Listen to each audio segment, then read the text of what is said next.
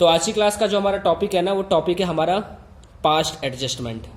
ठीक है, अब देखो ये जो टॉपिक है ना, ये टॉपिक कहता क्या है, ज़रा ध्यान से समझते हैं। Accounting for partnership firm fundamental का काफ़ी इंपॉर्टेंट टॉपिक है और यहाँ से क्वेश्चंस बहुत बार रेज होते हैं, तो इसलिए इस टॉपिक को आपको बहुत ध्यान से और बिल्कुल डीपली में आराम आराम से समझना है। तो इस टॉपिक में ज़्यादा कुछ खास है नहीं, पहले मैं इसके कुछ कॉन्सेप्ट समझा दूंगा, उसके बाद मैं कुछ क्वेश्चंस करा दूंगा और उसके बाद मैं कुछ क्वेश्चंस होमवर्क के लिए दे दूंगा, तो आपको इजीली समझ में आ जाएगा। इस टॉपिक में है क्या चीज़ मैं आपको बताता हूँ, जरा ध्यान से समझो। कि आपने 11th क्लास में चैप्टर पढ़ा होगा, उस चैप्टर का नाम है रेक्टिफिकेशन ऑफ एरर। मैंने जैसा चैप्टर ये मैंने आपको पढ़ाया था, मैंने कहा था कि चैप्टर आपका स्ट्रांग होना चाहिए, क्योंकि 12वीं का जो फंडामेंटल है ना, इसके बाद एडमिशन ऑफ ए पार्टनर आएगा, फिर रिटायरमेंट आएगा, फिर डिसोल्यूशन आएगा, डेथ ऑफ ए पार्टनर आएगा, तमाम तरह के जो क्वेश्चंस होंगे वो सारे इस चैप्टर पे बेस होंगे आपके। इसलिए इस चैप्टर का स्ट्रांग होना बहुत जरूरी है आपके लिए। तो इसलिए अगर ये चैप्टर आपका वीक रह जाएगा तो फंडामेंटल्स पार्टनरशिप में आपको दिक्कत आ जाएगी फिर। ठीक है, तो मैं समझाता हूँ इस टॉपिक में कह क्या रहा है वो।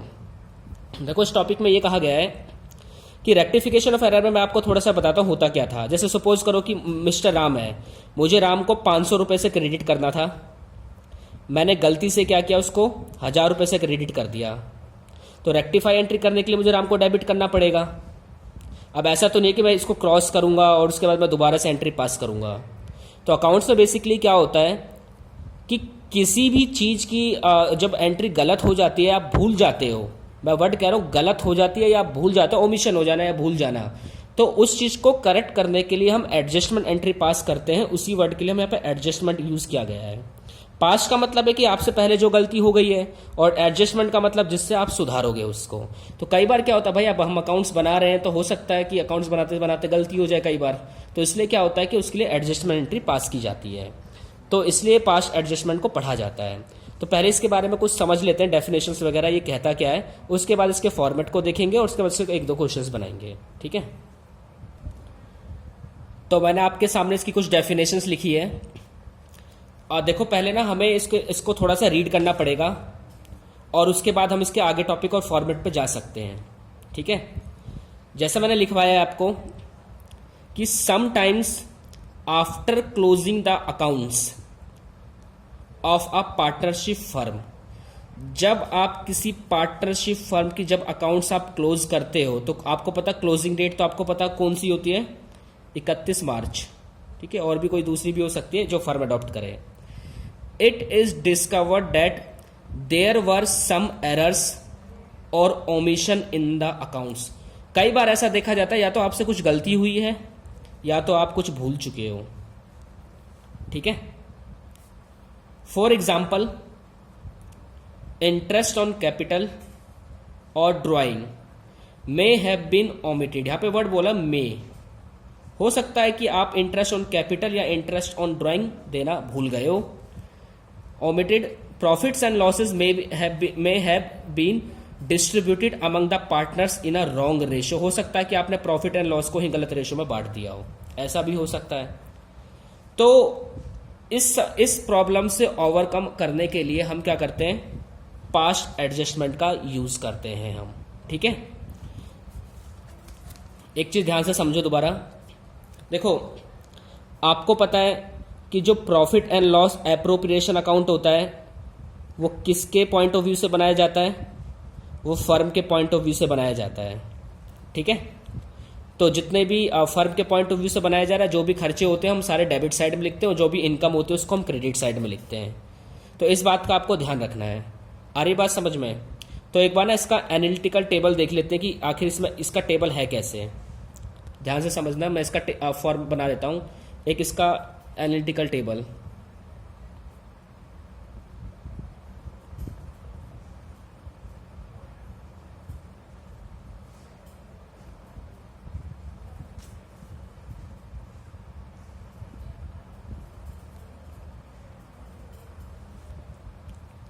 इसका फॉर्मेट कुछ आपको इस टाइप का मिलेगा। देखो, यहां लिख लेना पर्टिकुलर्स, यहां पार्टनर ए, पार्टनर बी और जितने यहां पर ऐसा करना कि सबसे पहले यहां लिख लेना पार्टिकुलर्स।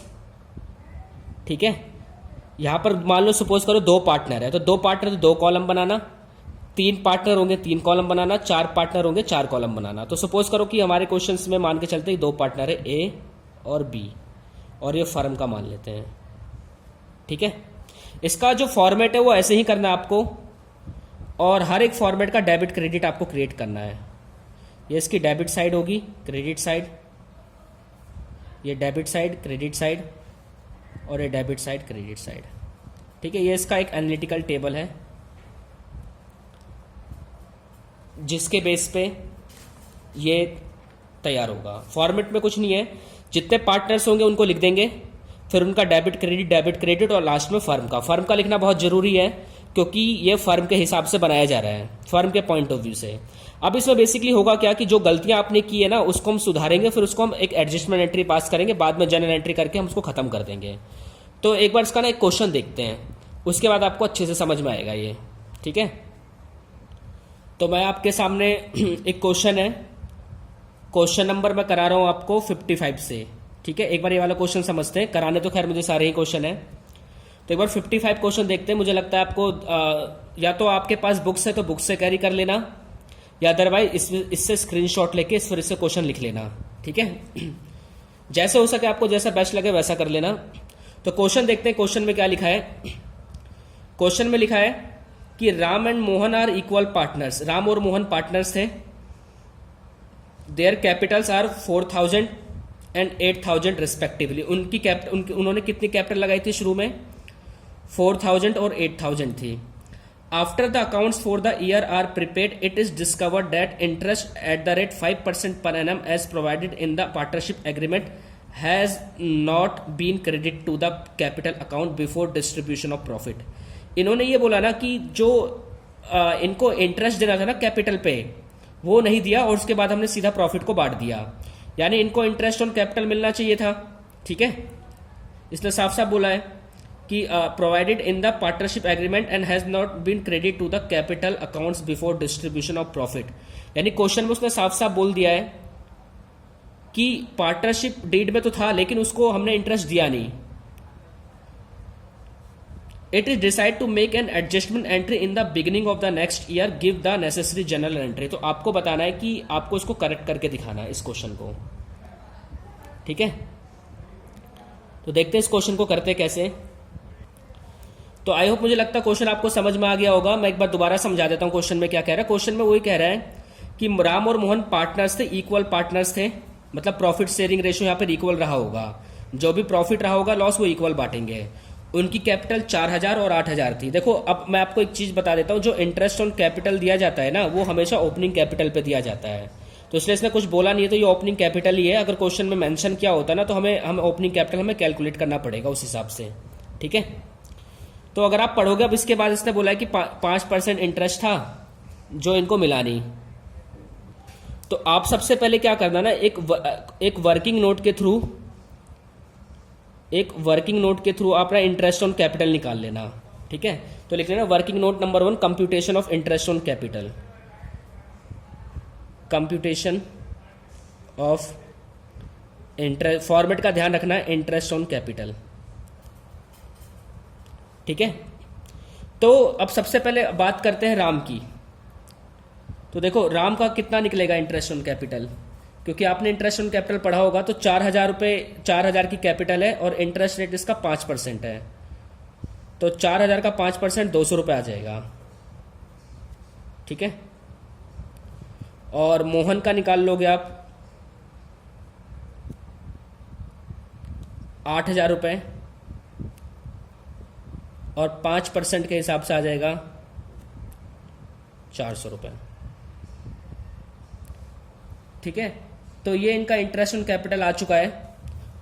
आपने ये वर्किंग नोट क्लियरली करना था। अब इसके बाद इसके फॉर्मेट पे आते हैं। तो फॉर्मेट बनाना मेरे साथ साथ इसका।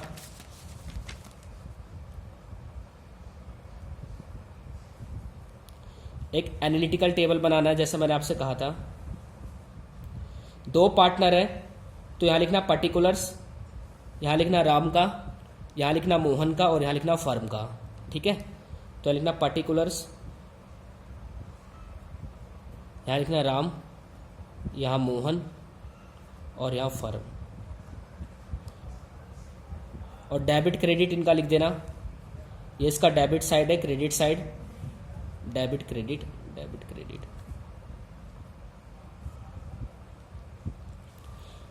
देखो मैं ये जो टेबल बना रहा हूं ना, ये ना फर्म के पॉइंट ऑफ व्यू से बनाया जा रहा है, तो इसलिए इसके आपको विशेषकर एंट्रीज में ध्यान रखना है, क्योंकि यहां पर जो सबसे ज्यादा कंफ्यूजन एंट्री में आता है। अब देखो, तो इंटरेस्ट ऑन कैपिटल देना भूल गए थे, तो उसको लिखेंगे interest on capital to be provided, या लिखेंगे इंटरेस्ट ऑन कैपिटल। अच्छा देखो, जब हम इंटरेस्ट ऑन कैपिटल लिखेंगे तो सवाल उठता है कि राम को डेबिट करेंगे या क्रेडिट करेंगे। देखो अब मैंने आपको बताया था कि ये जो बनाया जा रहा है ना, फर्म के पॉइंट ऑफ व्यू से बना रहे हैं। तो भाई अगर फर्म किसी चीज को देगा, मतलब अगर फर्म इंटरेस्ट दे रहा है पार्टनर्स को, तो ऑब्वियसली वो पार्टनर्स को क्रेडिट करेगा वो, ठीक है। तो पार्टनर्स को तो क्रेडिट करेगा वो। तो अगर आप देखोगे इंटरेस्ट कितना है, 200 रुपये इसको और 400 रुपये इसको। यहां पर ये बात समझने की बात है कि देखो, अगर फर्म किसी पार्टनर को इंटरेस्ट देगा तो वहां पर क्या होगा कि फर्म उसको क्रेडिट करेगा। तो इंटरेस्ट ऑन कैपिटल तो देना पड़ेगा इनको, इसको देंगे 200 रुपये और इसको देंगे 400 रुपये। तो अगर फर्म ने 200 रुपये राम को दे दिया और मोहन को 400 रुपये दे दिया, तो फर्म का टोटल खर्चा कितना हुआ, 600 रुपये। तो फर्म तो अपने यहां डेबिट करेगा, ऑल एक्सपेंसेस आर डेबिट। आपको पता होगा इसके बारे में, ठीक है। तो फर्म ने 200 रुपये राम को दे दिया और 400 रुपये मोहन को दे दिया, और टोटल 600 रुपये का खर्च फर्म के पास डेबिट होगा, ठीक है। अब देखो, अब हमने जो इस क्वेश्चन में आपने पढ़ा था कि वो इक्वल पार्टनर्स थे, तो अब इस 600 रुपये को ना इक्वल बांटा जाएगा। तो अगले स्टेप में क्या करना है, profit to be distributed, profit को डिस्ट्रीब्यूट करेंगे, ठीक है। तो 300 रुपये और 300 रुपये, और फर्म के लिए होगा क्रेडिट 600 रुपये। अगले स्टेप में क्या किया कि उन्होंने बोला था कि इक्वल पार्टनर्स थे, तो उन्होंने क्या किया था कि प्रॉफिट को बिना इंटरेस्ट ऑन कैपिटल दिए बांट दिया था। अब हमने क्या किया कि इंटरेस्ट ऑन कैपिटल को सही तरीके से दिया है, और उसके बाद प्रॉफिट को हमने इक्वल बांटा, इक्वल। तो 600 रुपये आया था, अब फर्म ने इक्वल प्रॉफिट डिस्ट्रीब्यूट किया है। तो जब फर्म इक्वल प्रॉफिट देगा तो राम को तो प्रॉफिट मिल रहा है, तो राम डेबिट होगा, मोहन डेबिट और फर्म क्रेडिट। अब चेक करते हैं यहां पर, तो राम 100 रुपये से क्या ज्यादा है, यहां पर क्या है डेबिट, और यहां पे मोहन क्या है 100 रुपये से क्रेडिट, क्योंकि यहां पर 400 रुपये ज्यादा क्रेडिट वाली साइड, इसलिए 100 रुपये से क्रेडिट है यहां पर, ठीक है। तो जनरल एंट्री पास कर लेना इसकी, बस वही उसकी एडजस्टमेंट एंट्री होगी।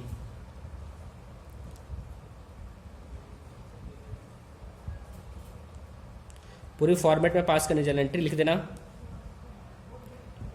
Ram debit to Mohan being adjustment entry past.